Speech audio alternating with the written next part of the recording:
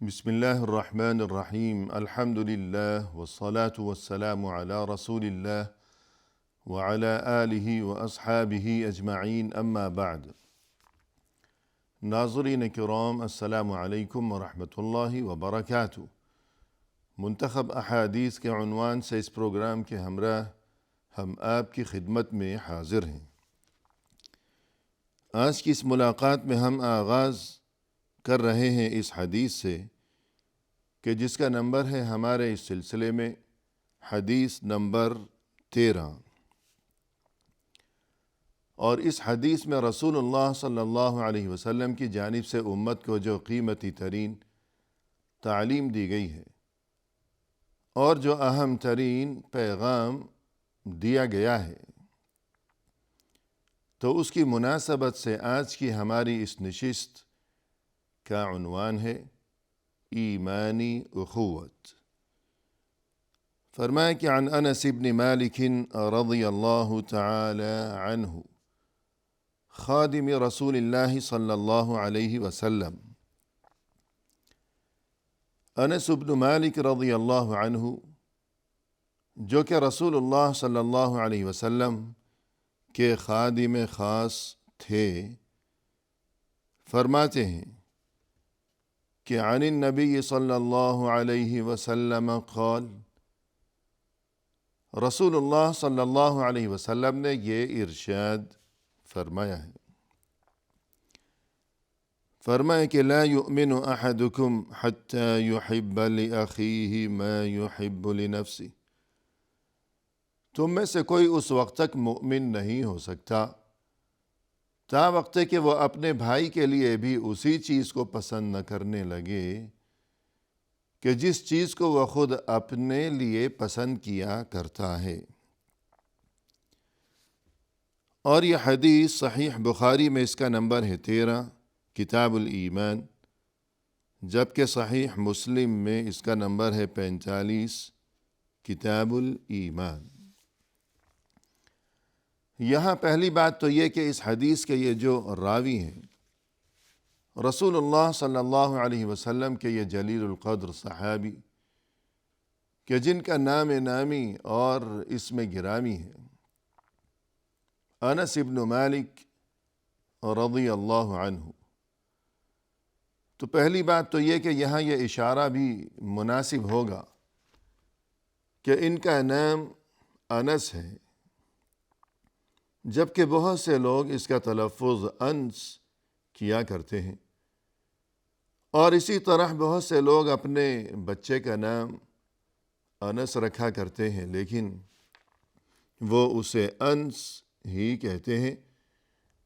تو یہ بات معلوم ہونی چاہیے کہ انس غلط ہے، انس کوئی لفظ ہی نہیں ہے۔ اگر کسی نے اپنے بچے کا نام رکھنا ہو ان صحابی کے نام پر، یا ان صحابی کا نام جہاں آئے تو اس کا تلفظ مقصود ہو، تو یہ لفظ ہے انس نہ کہ انس۔ اس کے بعد ہم نے یہاں یہ لفظ دیکھا کہ خادم رسول اللہ صلی اللہ علیہ وسلم، کہ انس بن مالک جو کہ رسول اللہ صلی اللہ علیہ وسلم کے خادم تھے، تو ہمیں اس بارے میں یہ پس منظر معلوم ہونا چاہیے کہ رسول اللہ صلی اللہ علیہ وسلم نبوت کے 13ویں سال جب اللہ کے حکم کی تعمیل کرتے ہوئے مکہ سے ہجرت کر کے مدینہ تشریف لائے تھے، تو اس موقع پر انس کی جو والدہ تھیں ام سلیم النجاریہ رضی اللہ عنہا، ام سلیم النجاریہ یعنی قبیلہ بنو نجار سے ان کا تعلق تھا۔ ام سلیم کا تعلق مدینہ میں جو مشہور و معروف خاندان تھا، خاندان بنو نجار کے دو بڑے قبیلے تھے اس دور میں مدینہ منورہ میں، کہ جسے اس زمانے میں یثرب کے نام سے یاد کیا جاتا تھا۔ تو وہاں یثرب میں یعنی مدینہ میں اس زمانے میں اوس اور خزرج دو مشہور بڑے قبائل آباد تھے۔ پھر ان میں ذیلی قبائل اور خاندانوں کے سلسلے تھے، تو قبیلہ خزرج کا ذیلی قبیلہ تھا بنو نجار، تو اس قبیلہ بنو نجار سے سلیم کا تعلق تھا۔ اور جب رسول اللہ صلی اللہ علیہ وسلم ہجرت کر کے مدینہ تشریف لائے تھے، تب یہ سلیم اپنے بیٹے انس کو لیے ہوئے رسول اللہ صلی اللہ علیہ وسلم کی خدمت میں پہنچی تھی، اور تب انہوں نے یہ عرض کیا تھا کہ اے اللہ کے رسول، یہ میرا بیٹا ہے، یہ انس، آپ اسے اجازت مرحمت فرمائیے کہ یہ آپ کی صحبت میں رہے، آپ کی خدمت انجام دیا کرے گا، آپ کے کام کاج کیا کرے گا، اور مزید یہ کہ آپ کی خدمت میں اور صحبت و معیت میں رہتے ہوئے یہ آپ سے اللہ کا دین بھی سیکھنے کے قابل ہو سکے گا۔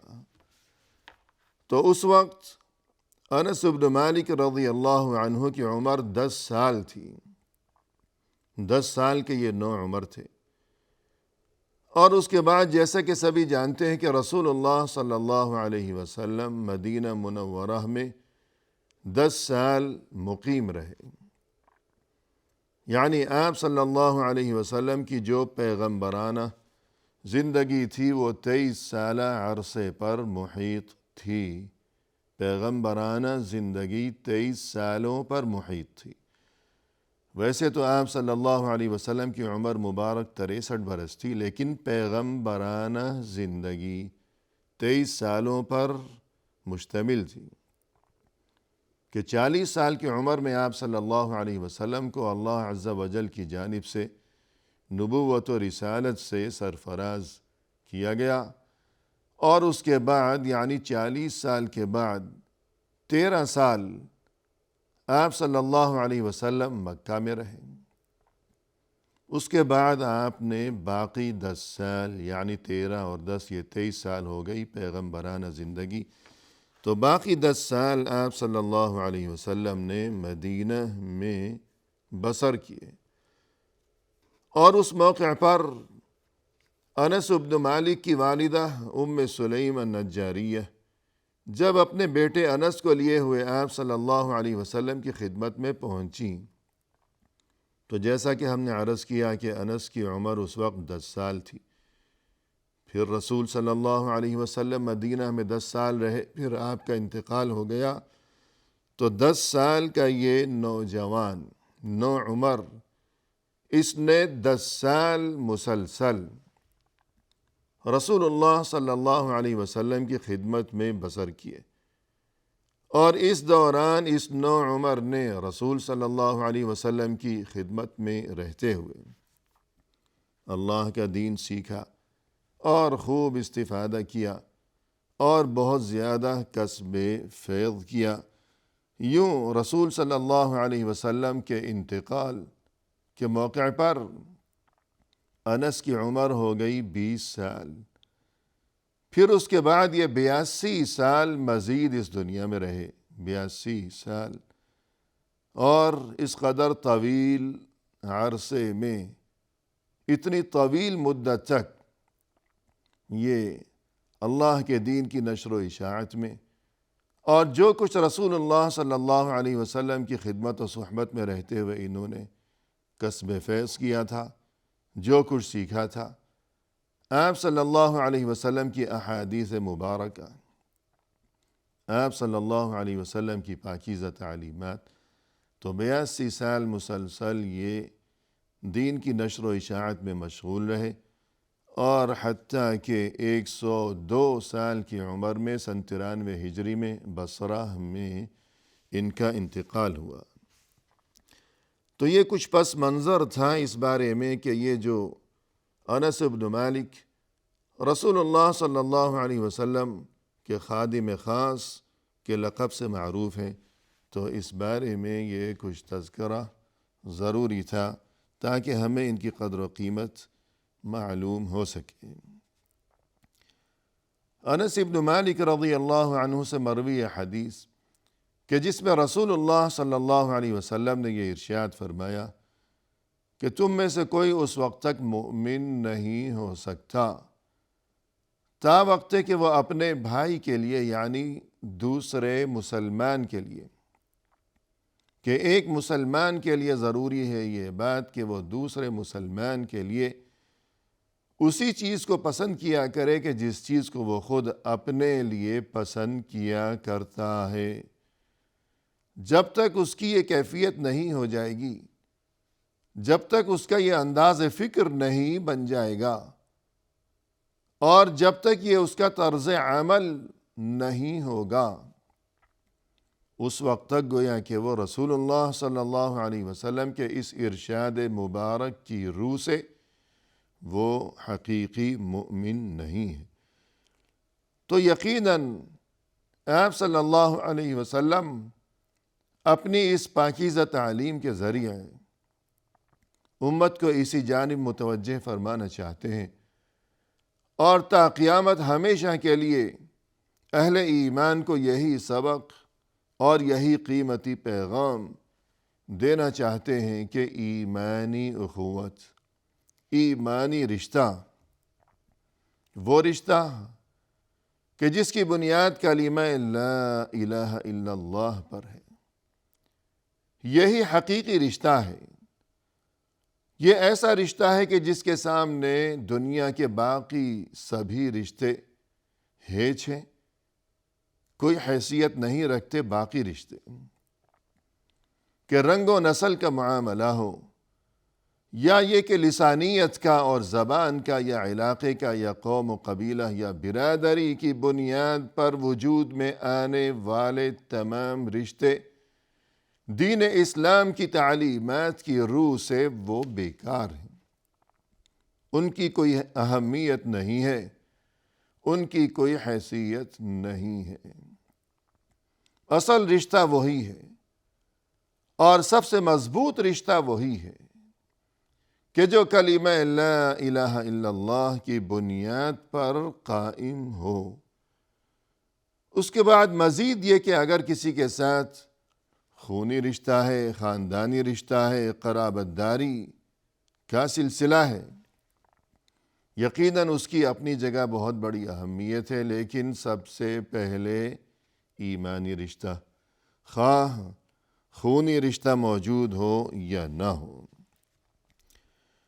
اور اس سلسلے میں اگر غور کیا جائے تو ہمیں یہ حقیقت نظر آتی ہے کہ جیسا کہ ہم نے تذکرہ کیا کہ مدینہ شہر میں جب رسول اللہ صلی اللہ علیہ وسلم کی تشریف آوری ہوئی ہجرت کے موقع پر،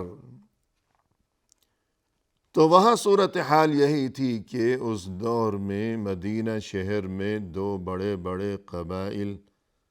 آباد تھے۔ ایک قبیلہ تھا اوس اور دوسرا قبیلہ تھا خزرج، اور صدیوں سے، زمانوں سے، نسل در نسل ان دونوں قبیلوں کے درمیان جنگ و جدال اور خون ریزیوں کے ایسے سلسلے چلے آ رہے تھے کہ جو تھمنے کا نام ہی نہیں لیتے تھے۔ ان کی دشمنی ضرب المثل تھی پورے عرب میں، آپس میں ان کی ایسی دشمنی تھی، یہاں تک کہ قرآن کریم میں اسی چیز کی یوں منظر کشی کی گئی خدا اللہ عز و جل کی جانب سے۔ فرمایا سورہ توبہ میں لو انفقت ما فی الارض جمیعا ما الفت بین قلوبہم، ان کے درمیان یوں نفرتیں تھیں اور اس قدر شدید ترین عداوتوں کے معاملات تھے کہ اگر زمین کی تمام قوتیں اس مقصد کے لیے استعمال کر دی جاتیں کہ ان کی دشمنی کا خاتمہ ہو سکے، تب بھی یہ دشمنی کسی صورت ختم ہونے والی نہیں تھی۔ لیکن جو ہی انہوں نے دین اسلام قبول کیا، دین برحق قبول کیا، اور یہ کہ کلمہ لا الہ الا اللہ کے نور سے جب ان کے دل منور ہو گئے، اور ان کا شہر مدینہ جب اسی کلمہ لا الہ الا اللہ کے نور سے جگمگانے لگا، تو یہ باہم شیر و شکر ہو گئے، جن کی دشمنی ضرب المثل تھی، اب ان کی محبتیں، ان کی قربتیں، ان کی آپس کی ہمدردی و خیر خواہی اور ایک دوسرے کے لیے ان کا ایثار اب ضرب المثل بن گیا۔ اور اس سے بھی بڑھ کر یہ کہ یہ دونوں قبائل اوس اور خزرج یہ تو مدینہ کے ہی باشندے تھے، اس سے بھی بڑھ کر مزید یہ کہ وہ مہاجرین حضرات کے جن کا مدینہ شہر سے تعلق ہی نہیں تھا، کہ سینکڑوں میلوں کی مسافت سے وہ سفر کرتے ہوئے مکہ شہر سے مدینہ پہنچے تھے ہجرت کرتے ہوئے، کہ ان سے کوئی تعلق نہیں ہے، قبیلہ ان کا مختلف ہے، علاقہ مختلف ہے، شہر مختلف ہے، لیکن اسی کلمہ لا الہ الا اللہ پر ایمان کی بدولت انصار مدینہ نے انہیں خوش آمدید کہا، انہیں سر آنکھوں پر بٹھایا اور ان کے لیے دیدہ و دل فرش راہ کر دیے، ان کے راستے میں اپنی آنکھیں بچھا دیں اور ان کے لیے اپنے گھروں کے بھی اور اپنے دلوں کے بھی دروازے کھول دیے۔ تو یہ ہے وہ حقیقی رشتہ کہ جس کی بنیاد کلمہ لا الہ الا اللہ پر ہے، کہ اس کے سامنے باقی تمام رشتے بیکار ہیں۔ یہ رنگ و نسل کے معاملات، یہ قبیلہ قوم اور یہ برادریوں کی بنیاد پر یہ تقسیم اور یہ زبان اور علاقے کی بنیاد پر یہ تقسیم، اس کی کوئی حیثیت نہیں ہے، بلکہ اس چیز کا مقصد تو صرف یہ ہے کہ تعارف ہو سکے کہ فلاں شخص کے جس کا تعلق فلاں علاقے سے ہے یا جو فلاں زبان بولتا ہے، اس سے مقصود صرف تعارف ہے اور کچھ نہیں ہے۔ جیسا کہ قرآن کریم میں اللہ سبحانہ وتعالی نے ارشاد فرمایا کہ یا ایہا الناس انا خلقناکم من ذکر و انثى وجعلناکم شعوبا وقبائل لتعارفوا ان اکرمکم عند اللہ اتقاکم۔ فرمایا کہ لوگو، ہم نے تمہیں پیدا کیا ہے ایک ہی مرد اور ایک ہی عورت سے، یعنی آدم و حوا سے، اور ہم نے تمہیں بنا دیا مختلف قوموں